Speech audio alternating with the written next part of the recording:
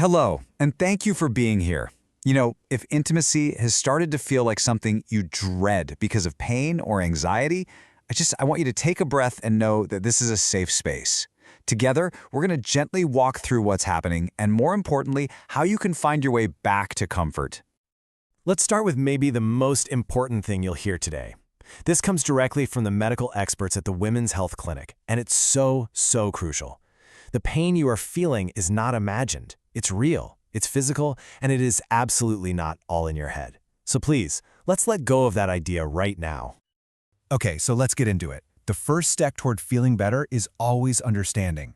When we can name something, when we know the why behind the pain, that's when we start to get our power back. I know, that's a mouthful, right? Provoked Vestibulodynia. But let's break it down. All it really means is that the nerve endings right at the entrance to the vagina have become extra sensitive. So when there's touch or pressure that should feel okay, those nerves instead send a sharp, burning pain signal. It's a very specific, very real physical condition. It's not you, it's your nerves. Now, here's where our own bodies can get a little confused. Because you've felt that pain before, your body, trying to protect you, gets ready for it. Before anything even happens, you anticipate the pain, and your pelvic floor muscles, without you even thinking about it, tighten up to guard you. The tough part is that clenching and tension can actually make the pain worse. It becomes this frustrating cycle. But seeing it this way helps, right? It shows you it's not a personal failing, it's a physical reflex. So where do we go from here? Well, you don't have to figure this out alone. It really helps to have a guide who gets it. Let's meet the expert behind the compassionate advice in our source material, Dr. Farzana Khan. Dr. Farzana has been doing this for over 20 years. Her specialty is sexual and reproductive health, so she truly understands this world. But what's most important is her approach. It's all about compassion, clear explanations, and making decisions with you, not for you. That's the kind of care that builds the foundation for everything we're talking about today. All right, let's talk about a really practical tool that can help us break that pain cycle we just mentioned.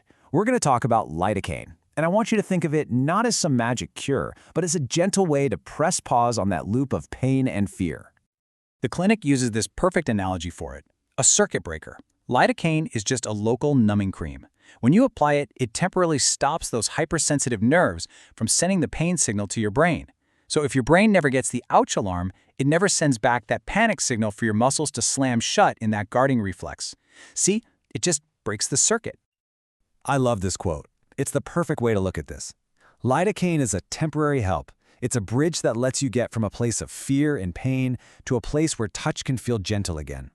It creates this safe window of time for your body to learn that intimacy doesn't have to hurt, which allows all the other healing work to begin. Okay, so we know what it does, but how do you actually use it in a way that feels safe and effective? This part is all about giving you clear, simple instructions so you feel completely in control.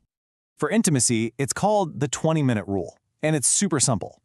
First, you just apply a tiny, pea-sized amount right on the sensitive spot about 15 to 20 minutes before you plan to be intimate. That gives it time to work its magic. Then, and this is a really important step, right before contact, you gently wipe the area with a damp cloth. This gets rid of any excess so you don't transfer it to your partner. Simple as that. Now there's another way to use it that's more about long-term healing. It's called the overnight protocol. You just soak a little piece of a cotton ball in the lidocaine, place it right against the vestibule, and leave it there overnight. The idea is to give those overactive nerves a long, continuous, quiet signal. It's like telling them, shh, everything's okay. And over time, this can really help them calm down for good.